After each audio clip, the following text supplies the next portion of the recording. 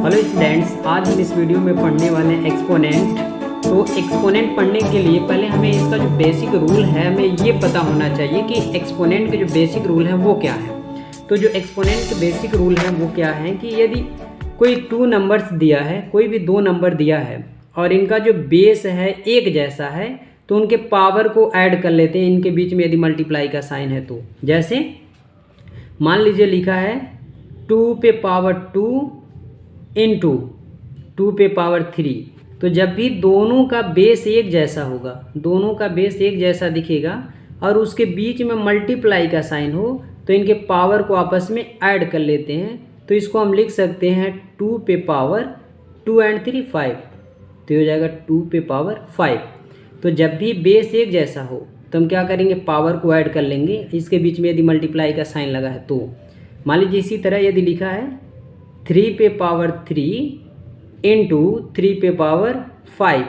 तो दोनों का जो बेस है सेम है, तो जब भी बेस सेम रहे और बीच में मल्टीप्लाई का साइन रहे तो हम इसके पावर को ऐड कर लेंगे। तो इस तरह हम इसको लिख सकते हैं और इन दोनों में से किसी एक को लिखना है 3 और 3 एंड 5 8 हो गया तो पावर 8। तो इस तरह एक्सपोनेंट का जो पहला रूल ये है कि यदि बेस एक जैसा हो, बेस एक जैसा हो और बीच में मल्टीप्लाई का साइन हो तो हम पावर को ऐड कर लेते हैं। इसी तरह जो सेकेंड रूल है वो ये है कि यदि बेस एक जैसा है, बेस सेम है, यदि बेस सेम है और उसके बीच में डिवाइड का साइन है, बेस भी सेम है लेकिन बीच में मल्टीप्लाई का नहीं डिवाइड का साइन है, तब हम पावर को आपस में माइनस कर लेते हैं। तो इसको हम लिख देंगे a पे पावर n माइनस m।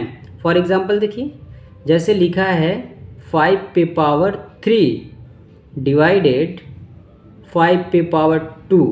तो जब भी दोनों का बेस एक जैसा हो और बीच में डिवाइड का साइन हो तो हम इसके पावर को आपस में माइनस कर लेंगे। तो लिखेंगे 5 और यहाँ 3 में से 2 निकालेंगे तो बचेगा 1।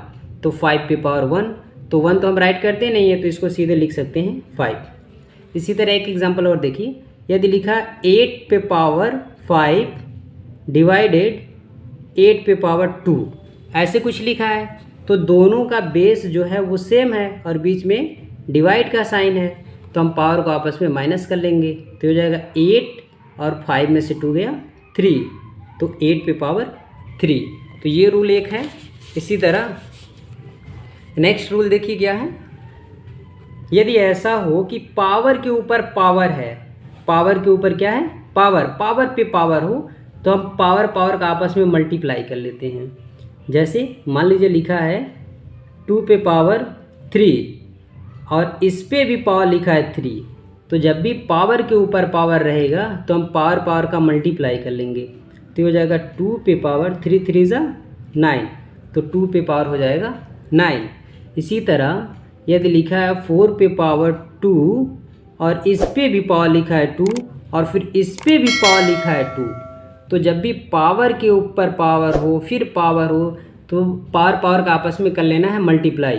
तो ये हो जाएगा 2 2 ज़ा 4 4 2 ज़ा 8, तो हम इसको लिख सकते हैं 2 पे पावर 8। इसी तरह जो नेक्स्ट रूल ये होता है कि यदि बेस जो है उस पे जो पावर लगा है वो माइनस में हो, जो बेस है उस पे जो पावर लगा है वो माइनस में हो तो हम उसको लिख सकते हैं उसके ऊपर 1 मान के और नीचे क्या करेंगे उसको राइट करेंगे लेकिन माइनस का साइन हटा देंगे, प्लस साइन के साथ राइट करेंगे। जैसे मान लीजिए लिखा है 5 पे पावर माइनस 2, ये लिखा है तो यहाँ पे क्या है बेस के ऊपर जो पावर है माइनस में है तो हम क्या करेंगे ऊपर 1 लगा लेंगे, मतलब इसके ऊपर ऐसे 1 और ये माइनस का साइन हटा देंगे, लिखेंगे 5 पे पावर 2। तो इस तरह हो जाएगा 1/2 का स्क्वायर, सॉरी 5 का स्क्वायर 25। तो यहाँ हो जाएगा ये आंसर। तो जब भी पावर माइनस में हो तो हम उसके ऊपर ऐसे करके 1 लगा कर ये माइनस हटा देंगे इस तरह। और यहाँ पे देखिए ये है बेस और बेस के ऊपर हमेशा या तो एक्सपोनेंट कहिए या पावर कहिए ये लगा रहता है। जैसे यदि हम लिख रहे हैं 5 और ये 3 तो इसमें जो ये 5 लिखा है वो है बेस और जो ये ऊपर लगा है ये क्या है पावर। तो इसी बेस पे हमने कुछ क्वेश्चंस लिया है जिसको हम 1 बाय 1 करके सॉल्व करने वाले हैं। और ये क्लास 9th का एक्सरसाइज का क्वेश्चन है। तो पहला क्वेश्चन है फाइंड द वैल्यू ऑफ। हमें क्या करना है, ये जो नंबर दिया गया है ये 64, इसको पहले क्या करना है कि इसको बेस एंड एक्सपोनेंट के फॉर्म में राइट करना है। तो बेस और एक्सपोनेंट के फॉर्म में लिखने के लिए हम क्या करेंगे, जो 64 है इसका हम फैक्टर निकालेंगे। जैसे एलसीएम निकालते हैं सेम उसी तरह। तो क्या करेंगे, हम इसका पहले बेस एंड एक्सपोनेंट के फॉर्म में लिखने के लिए इसका फैक्टर निकालेंगे। तो जैसे एलसीएम निकालते हैं सेम उसी तरह। तो 64, अब देखेंगे 2 से डिवाइड होगा कि नहीं, बिल्कुल हो जाएगा। तो 2 से करेंगे। तो जब भी 2 से डिवाइड करेंगे तो इस नंबर का हाफ राइट करना है, हाफ लिखना है। तो 64 का जो हाफ हो जाएगा 32। फिर 2 से करेंगे, जब तक 2 से डिवाइड होगा हमें 2 से ही करना है। तो 2 से डिवाइड करेंगे तो इसका हाफ लिखेंगे 16। फिर 2 से करेंगे तो 16 का हाफ 8। फिर 2 से करेंगे तो 8 का हाफ 4। फिर 2 से करेंगे तो 4 का हाफ 2। फिर 2 से कर देंगे 1 का हाफ 2 का हाफ 1, ये कैंसिल हो गया। अब देखेंगे 2 कितने टाइम्स आया है, 1 2 3 4 5 6। तो हम लिख सकते हैं 2 पे पावर 6। तो इस तरह हम 64 को लिख सकते हैं 2 पे पावर 6। अब यही काम हमें करना है कि जहाँ पे 64 लिखा है उसके जगह हमें लिख देना है 2 पे पावर 6। तो देखिए ये क्वेश्चन है, तो हम क्या करेंगे, इसको 64 को रिप्लेस करके उसके जगह लिख देंगे 2 पे पावर 6। और इसके ऊपर भी पावर लिखा है 1/2, ये लिखा है। तो जब भी पावर के ऊपर पावर रहे तो हमें पावर का मल्टीप्लाई कर लेना है इस रूल के अकॉर्डिंग, कि जब पावर के ऊपर पावर हो तो हमें पावर का मल्टीप्लाई कर लेना है। तो यहाँ पे जब इसका सलूशन निकालेंगे तो 2 पे पावर 6 मल्टीप्लाई 1/2। तो 2 से ये कैंसिल हो जाएगा 3 टाइम में, तो ये आ जाएगा 2 पे पावर 3। अब ये बन गया 2 का क्यूब। तो 2 का क्यूब कितना होता है, 8। तो पहले क्वेश्चन का आंसर हो जाएगा 8। इसी तरह सेकंड क्वेश्चन देखिए। सेकंड क्वेश्चन दिया है 32 पे पावर 1/5।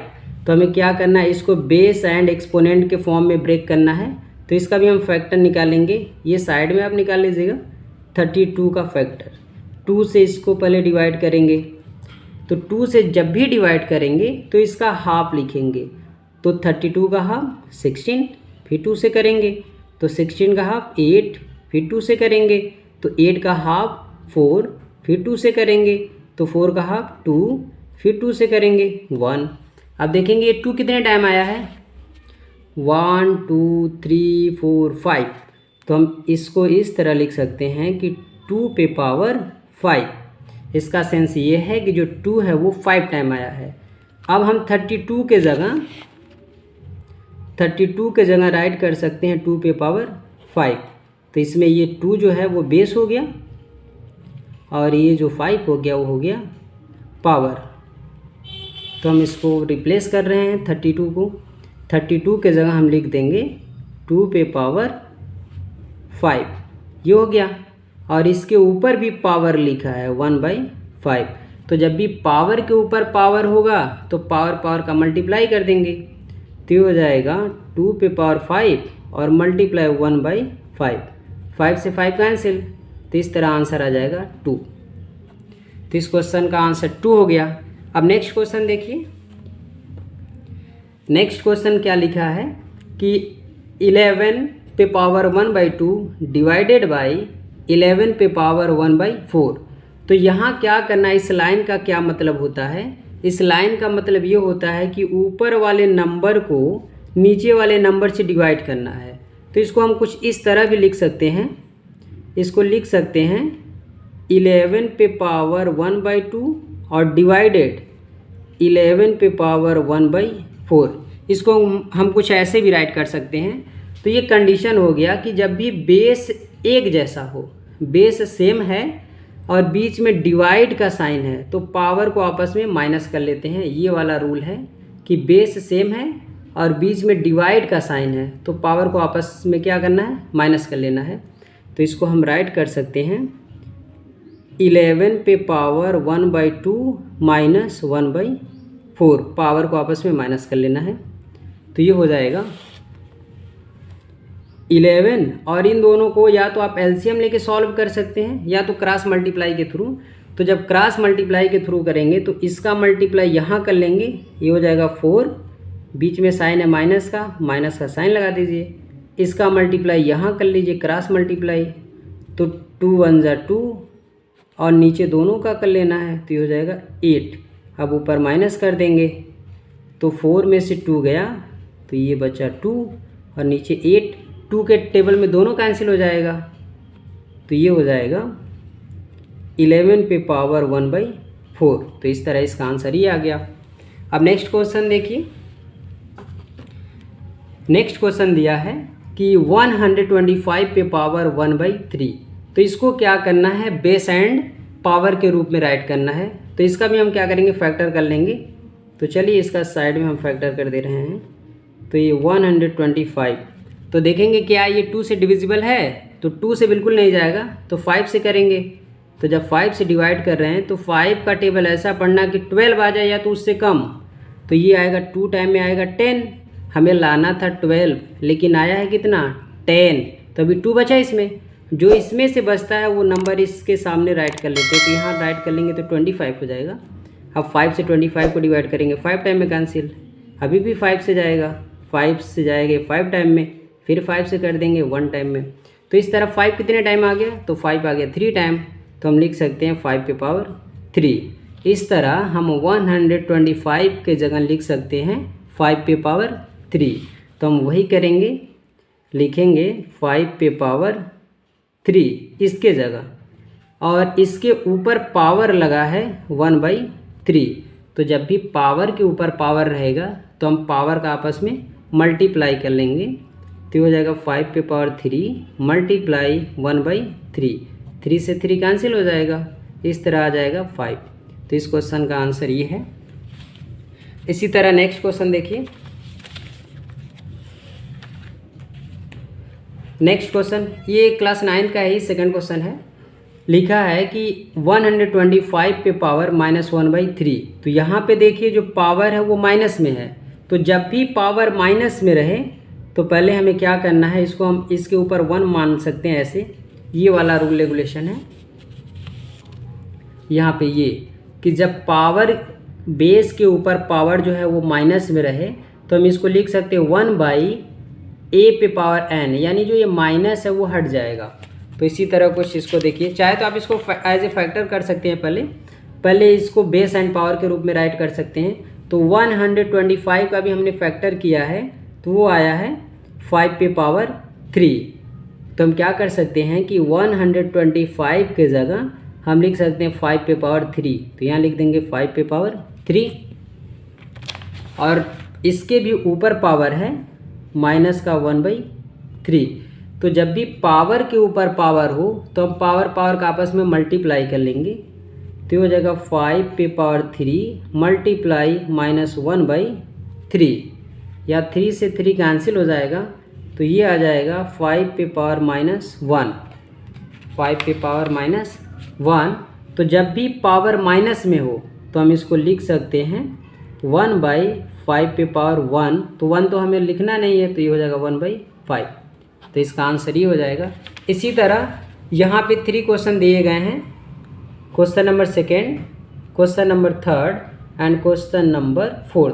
इसका आंसर, इसको भी क्या कीजिएगा, बेस एंड पावर के रूप में पहले इसको ब्रेक कर दीजिएगा, उसके बाद सॉल्व कीजिएगा, और इसका आंसर आप कमेंट करके बताइए कि इसका आंसर कितना आएगा। तब तक के लिए धन्यवाद।